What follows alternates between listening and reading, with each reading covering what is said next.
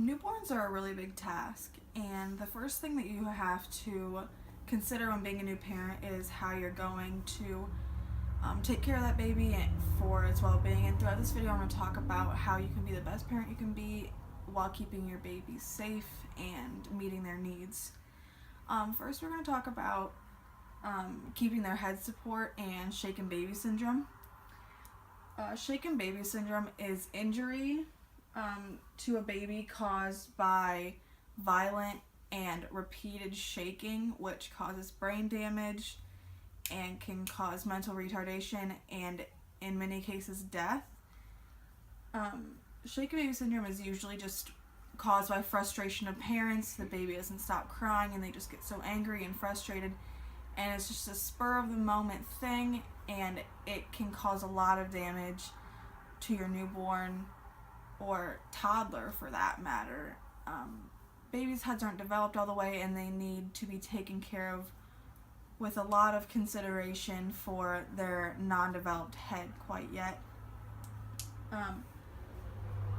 To keep head support of a baby, you need to make sure you always hold its neck up when you're feeding it, when you're holding it and changing its diaper.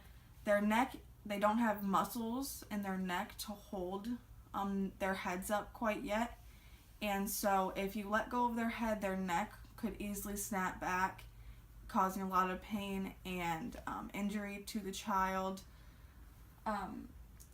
Another thing that we're going to talk about when meeting a baby's needs is ways to comfort your crying baby. The first way is rocking and swaying them.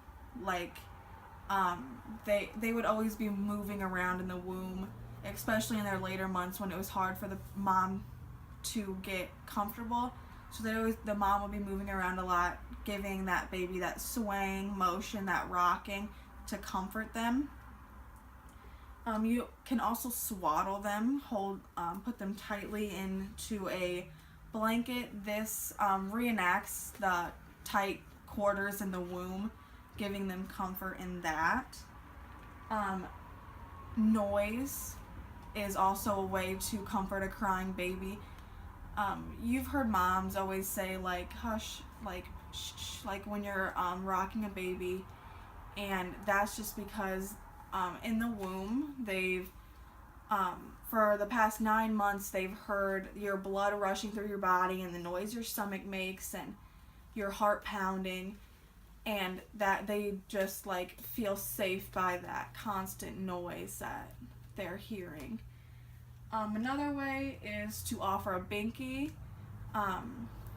Try to put it in their mouth. It just simulates like a bottle or just a self way of comfort.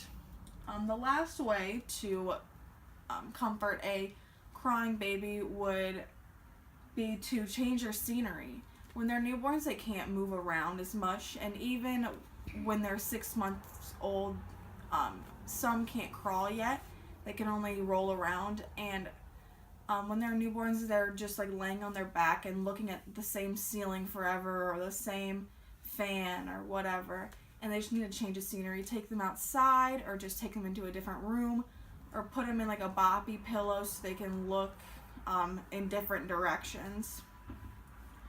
The next thing that we're going to talk about is two different ways actually to burp a baby. The first way, the most common way, would be to set them up on your shoulder and have their chin resting on your shoulder and just pat their back. A way that I was always taught was to move up and down with your hand motion up and down their back and kind of rub it for a second until they can relieve that gas that's in their stomach. The second way would to be holding them upright, setting them on your lap, and again supporting their neck and burping them again up and down on their back until they can burp and get that out of their stomach. Next we're going to talk about feeding positions. One way, another most common way would be to cradle them in your arm like this, and then feed them just like this, having their head in the nook of your arm. Another way would be to sit them up in a generally upright position with them leaned back a little. This is common. This is a common way that parents with children that have painful gas or painful reflux, they hold them up like this so it is easier for them to digest the milk and formula. The last way would be to use a boppy pillow. This is for when they're a little bit older, not newborns. A boppy pillow is a like a semicircle pillow that kind of like cradles them and makes them feel safe and comfortable. And then you can set the bottle there and they will like feed themselves in that position usually.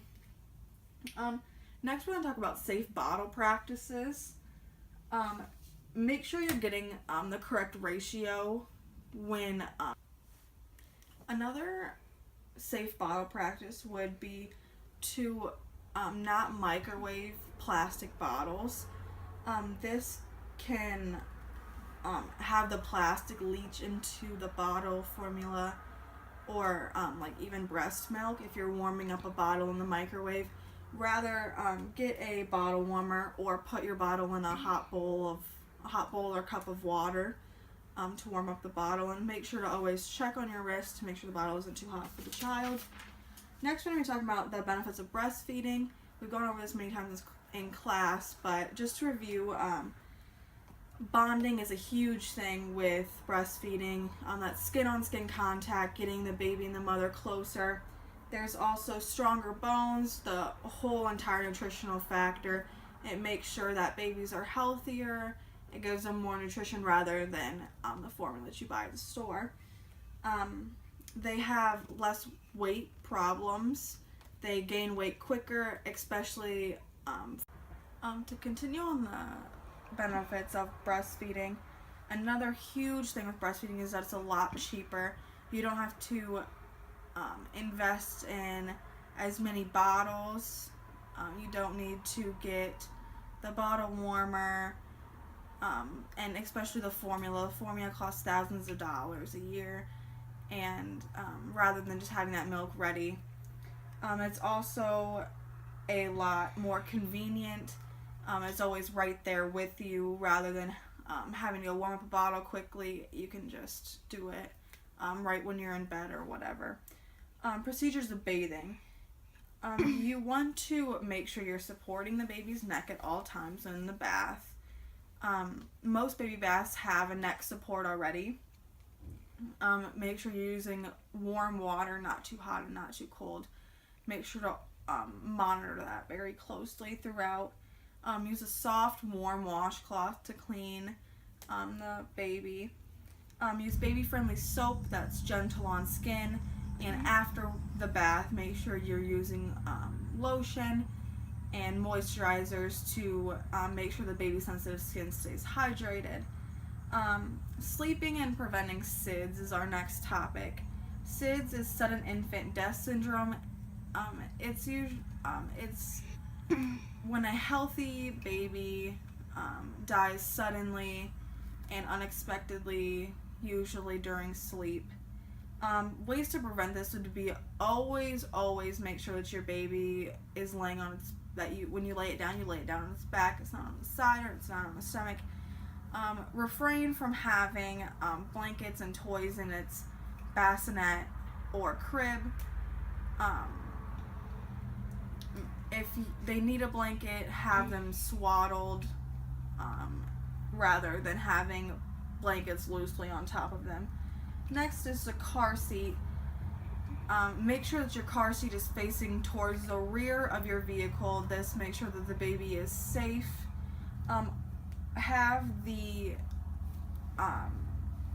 Make sure the seat belts are attached towards the base of the seat.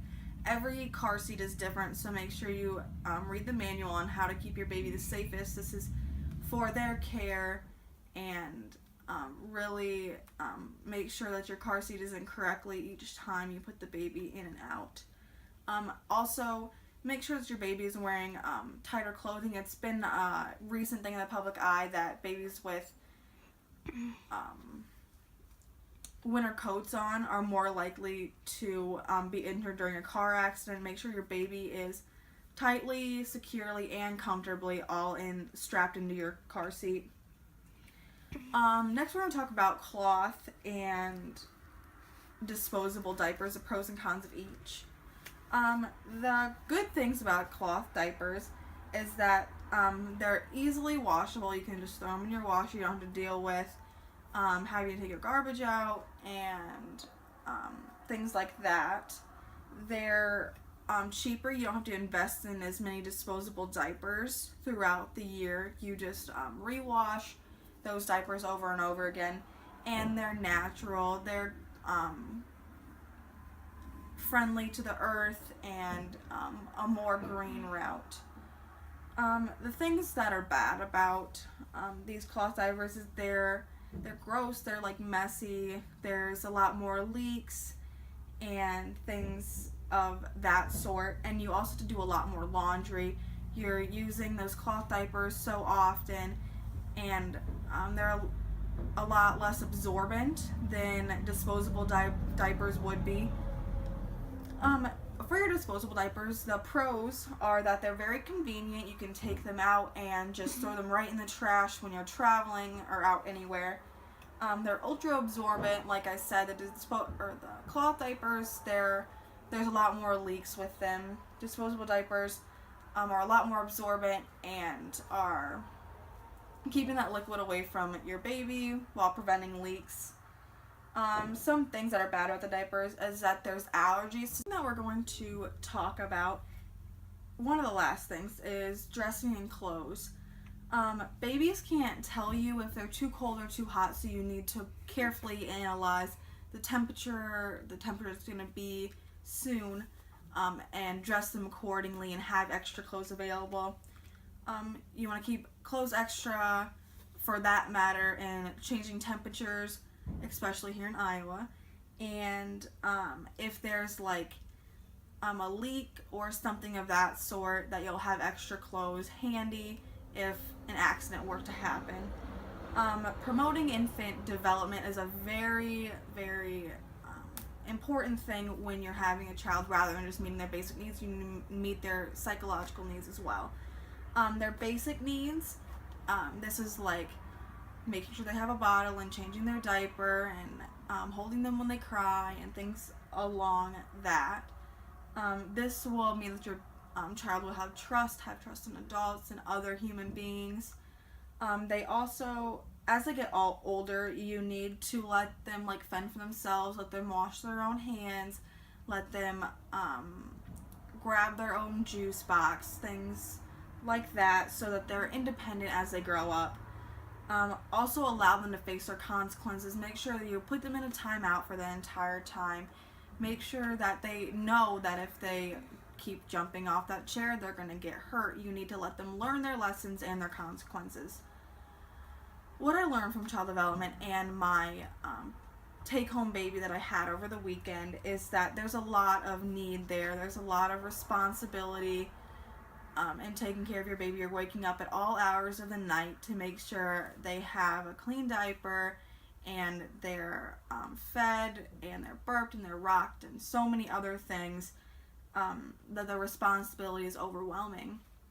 You have a lot less freedom, especially as a teenager. Like, you're going to want to go out and hang out with your friends and do things of that sort, and you can't really do those when you have a baby around. You're going to have to find a babysitter, have to have your mom watch them, or even take them with you, and being so young that just limits your freedom so much. So throughout child development, I just learned that taking on parenting is something that I'm not going to want to do for a while, just because of the intense responsibility that is there.